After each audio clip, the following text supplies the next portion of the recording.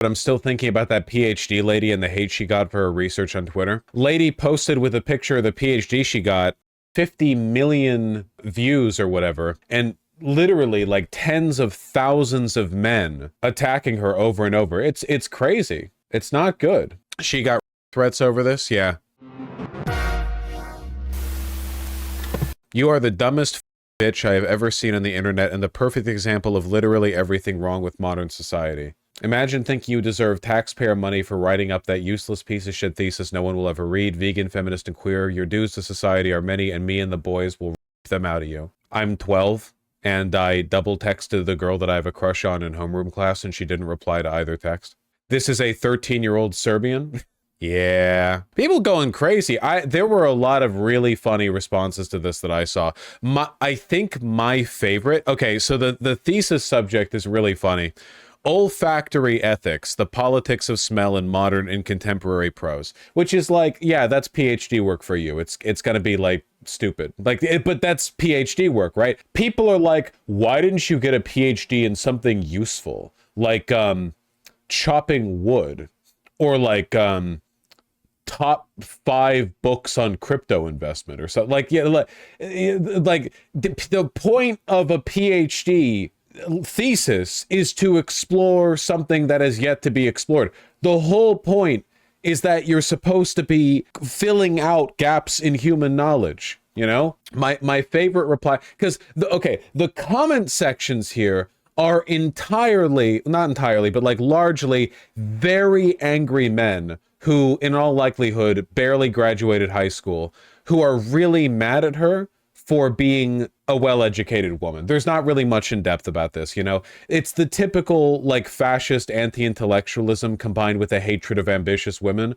where they see her as a leech on society who is engaging in, like, a degenerate excess of knowledge where you're like learning about useless things or whatever. That's like that contempt for underwater basket weaving. You heard this growing up. This is where we're headed as a society when you get an entire generation of young people who are taught that the point of going to college is to get a high-paying job, so everyone should get into computer science. And then by the time everyone grows up, there are too many computer science majors and that logic doesn't hold anymore, you know? My favorite response to this, by far, was somebody being like, they circled the title of the thesis and they were like, a talented writer shouldn't use redundant words and phrases. The politics of smell in modern and contemporary prose? Maybe just use one. And it's like, buddy, those mean 2 different things. Those describe periods of time that are separated by centuries. The people who are mad at her are like troglodytes. Look at this, man. Look at this. Crow's feet and no children. You literally have lived in the most advanced time of all of human history for women, and after 40 years have literally nothing of any real value to show for it, and your bloodline will end with you due to your need to, quote, stick it to the evil man by getting an education. For over a decade, you've spat in the face of your thousands of ancestors that risked their lives fighting mountain lions so that they could provide a better life for their children, and you will eventually die having been a massive net negative for both the world and our species.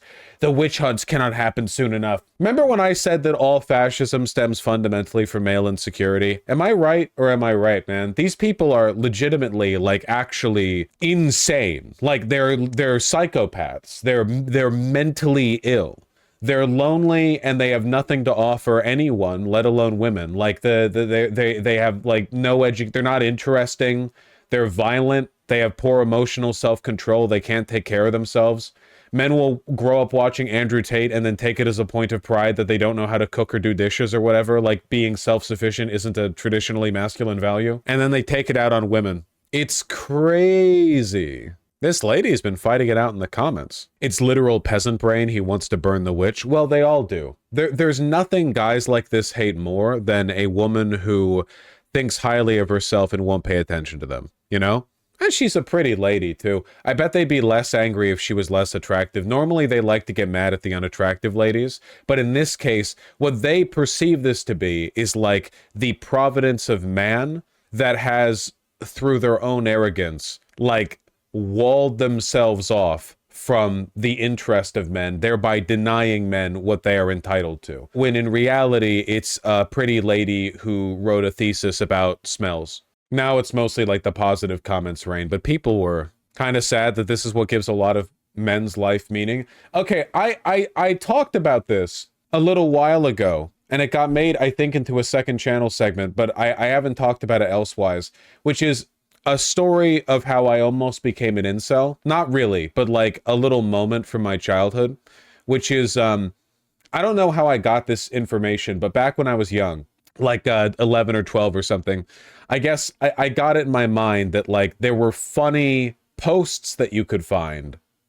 if you went on the Craigslist seeking section, like man seeking woman, woman seeking man. Because if you're using Craigslist as a dating profile, you're probably not in the best position, like, in your life, you know? You're probably not all there, or you're pretty old. Like, there's a lot of cringe on there, basically. And I was like 11 or 12, so the idea of finding people that I could laugh at was appealing to me. Now I, you know, I don't laugh at people, I laugh at society, of course.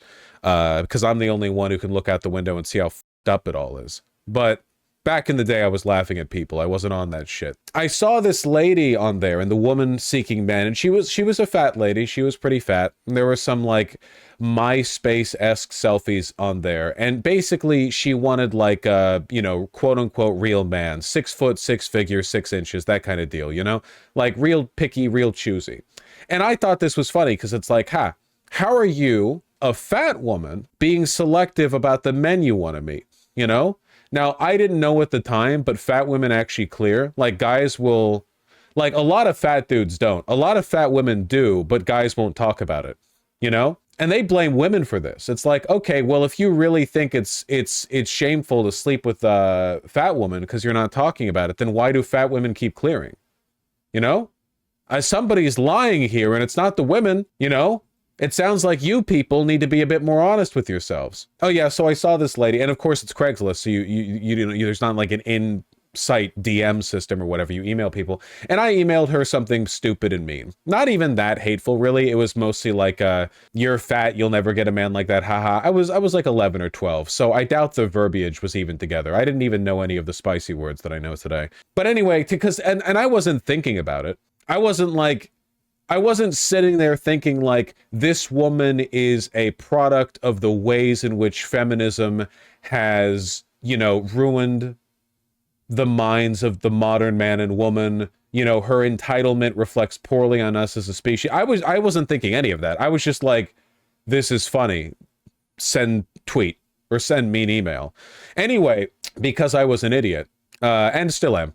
I was home on the family computer, and I was like, "Hey, Dad, check this out. Yeah, see this chick on Craigslist? Yeah, that's right. See how she's fat? Isn't it stupid how she's fat, but she still wants like a guy with a six-pack? Yeah, check out the email I sent her." And my dad looked at me, and he was like, "What are you, a loser?" And walked off. And that was the end of that line of thinking on my part. That was like the train stopped at that station and didn't go any further. It was the good ending. And it just felt like, and immediately, like, the whole thing felt very embarrassing, which of course it absolutely is. It's a very embarrassing thing to do. Again, I was 11 or 12, and a lot of the men who are harassing this lady with a PhD are like 25 or whatever. But I guess I'm really thankful that I had a male role model who understood that was loser behavior.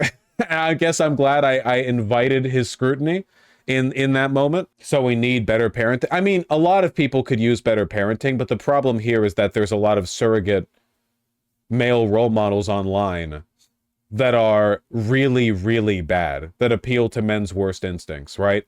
Like, a lot of dads, a lot of parents in general are not great parents. A lot of people just aren't cut out for being parents.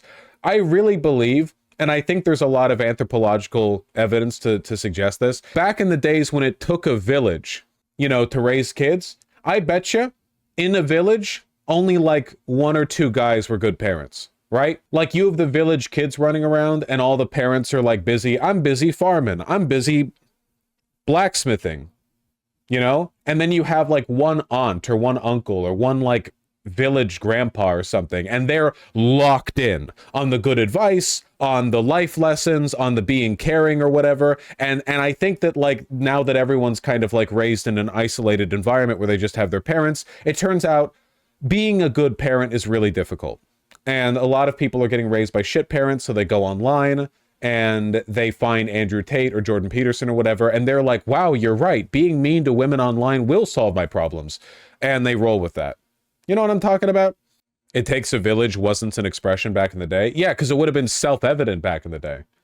If you said that shit down in the village in like, 62 miles out of Lyon, France, 1423, they would have been like, obviously, that's what the village is for. It takes a village to raise a child. Oh, okay. It takes a cauldron to brew a soup. What are you talking about? Yeah, no shit. What other mechanism do you have? Yeah, it takes a lung to breathe in air. F you. Get back to the field, serf. I do think it's funny how many people are mad at her. They want to be smarter than her. Like the contemporary modern prose bit. I really like that. That's very special to me. Women graduate college more than men by like a 40% difference now.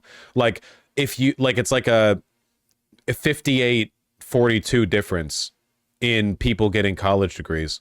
For real? Yeah, no, for real. Men are getting worse, man. Listen, no hate if you're a guy. I'm a guy, and I'm fantastic. I'm better than any woman.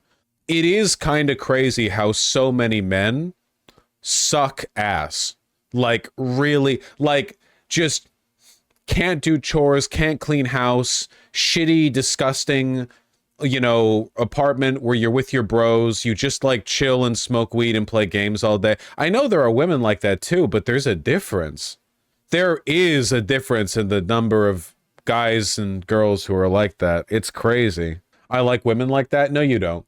It's like when people say they like insecure girls because in their head an insecure girl is like a twee anime princess who will say like, I'm not that pretty. Am I? Tell me I'm pretty. Oh, okay, you said I'm pretty. Okay, mwah. Like, when in reality, it's just like, no, dear, for the 57th time today, please don't kill yourself because you did your eyeliner unevenly. Please, can we go to the grocery store? I'm really hungry. Oh, I forgot the funniest part. I forgot the funniest part of the guy. The way he talked. Her use of unnecessary synonyms in the subtitle bodes poorly for her intellect. I like that. I'm sorry. I should have had it up on hand because it's the funniest. Not the humble brag, but I'll do something that should be considered bare minimum and my wife will compliment me. Listen, if you have a partner, I believe in complimenting them for doing the bare minimum or less because you have one life and you should spend it loving the people you care about, okay? If my beautiful, delightful partner, does literally anything, I'll be like, you're perfect. Thank you. No one could have done a better job. And they like wiped the counter with one wet paper towel after cooking, Phenomenal job. None rival you. You are second to none, my love. However, it is... having dated around a little bit prior to where I am now, I will say it is a little bit shocking how low the standards are for men. Like, it's still wild to me that, okay, I can't cook. Not really. But when I say I can't cook, I mean something different than when other people say they can't cook. When I say I can't cook, what I mean is I don't have the culinary knowledge of some of my relatives or people, or like my brother, who's literally a chef. Like, if you give me a bunch of ingredients, and I'm probably going to be like, okay, I can probably work with half of these ingredients to make something like pretty okay. I can make something pretty okay. I can make some nice like scalloped potatoes. I can make like a nice roux. I can put something together. But when a lot of guys say they can't cook, what they mean is they actually shut down in the kitchen. And I don't even think it's a knowledge thing because you've got recipes in the back of the box, motherfucker. It's not difficult. I think it's because subconsciously or consciously, they think cooking is women's work, so they just don't do it. Like, it's that learned helplessness thing that you get from a lot of guys, where they're not just bad at a task, but they're so bad at it that you're supposed to, like, exasperatedly sigh and then take over the job for them. You know what I mean? And, like, they'll go in the kitchen and they're like, well, I can't make this. And it's like, it's 6 ingredients, step-by-step recipe, It can't be f***ed up. Like, you would have to try to f*** this up. And then they do, because they want you to take over for them, you know? You ever seen a guy like that with cleaning? I've only seen this once, because I've mostly dated, you know, women and non-binary people, because men are just a handful. But like, you're like dusting or sweeping or something, and the guy's like, yeah, I just can't, like, yeah, like I try to get it. Yeah, like I swept around the place, but like I can't get the corner of the broom in the corners of the... What are you talking about? This job could be done by a 4-year-old. What are you talking about? That's not even an exaggeration. You could actually have a 4-year-old do this job. Why are you acting like this? One of my first roommates literally didn't understand the purpose of a dustpan. Basically, the point I'm getting at is that for guys like this, their only solace will be oblivion, and I wish them no company on the way. You can change and be more worthy of people's attention, but you cannot be getting mad at women online for having PhD theses on smell when you are that useless. You are literally more useless than a child would be if they were given a dustpan, a broom, and some instructions. You are like maliciously worthless. You're like draining the energy of the people around you. And I know there are women like this as well. I'm not saying there aren't, but let's not pretend. Yeah, you're a parasite. Guys will literally go online, like misquote Ayn Rand, and then not know how to wash dishes. What are you doing? You think you're John Galt? I have way more respect for people who just say they won't clean because they hate it. Oh, absolutely. Yeah, 100%. Because that skips the whole dynamic.